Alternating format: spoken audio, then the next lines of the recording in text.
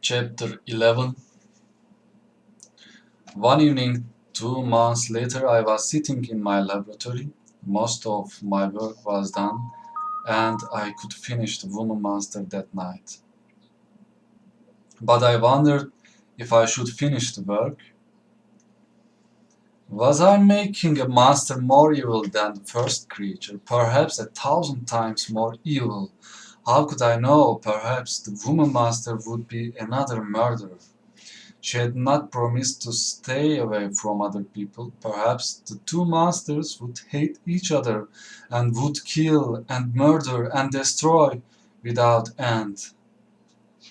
As I thought of these things, I looked up at the window. Suddenly, in the moonlight, I saw the monster's awful face looking at me. And in his yellow eyes, I could see only hate and evil. I knew he would not keep his promise. I went over to the laboratory table where the new creature was lying. I pulled off the wires that joined her to my machine. I took a sharp knife and cut through the body that I had joined together so carefully. Through the window, the master saw me destroy his woman. With a loud and miserable scream of sadness and lost hope, he ran into the laboratory. "You have destroyed all my hopes of happiness," he cried. "You have left me with one feeling, hate, and with one wish to destroy your happiness. You will be sorry that you were ever born. Remember this, I shall be with you on your wedding night." He ran quickly out of the laboratory, and I watched him as he left the island in his boat and sailed away across the sea. I sat and cried as I thought of the danger to Elizabeth.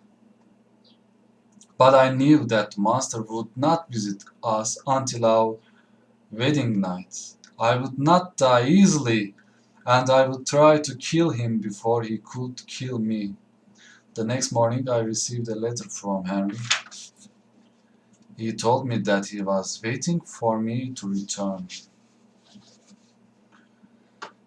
I took a sharp knife and cut through the body that I had joined together so carefully.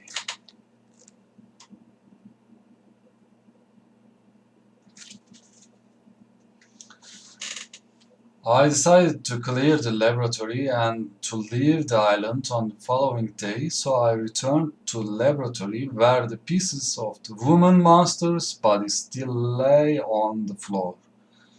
I put them all in a large bag with some heavy stones. Then I took the bag to my boat and sailed out to sea. I threw the bag into deep water and watched it disappear. I was happier than I had felt for months. I knew I had done the right thing, and now there would be no second master to follow the first. I was very tired and I went to sleep in the boat. I do not know how long I slept, but when I woke up, I was in the middle of the storm. The wind was driving me further out to sea, and my boat began to fill with water. I knew I was in great danger. After some hours, the storm passed and I saw land to the south. Soon I could see the beach and a crowd of people standing and watching me. Their faces were cold and unfriendly. As I landed, four of the men came towards me and took me by the arms. "We are taking you to Mr. Kerwin, the judge. He wants to ask you some questions about the murder of a man here last night," one of the men told me. I was sad to hear of the murder, but I didn't worry about it. I had been far away at the time and knew nothing about any murder. It would be easy to explain that, so I went with the man to the large house where Judge Kerwin lived.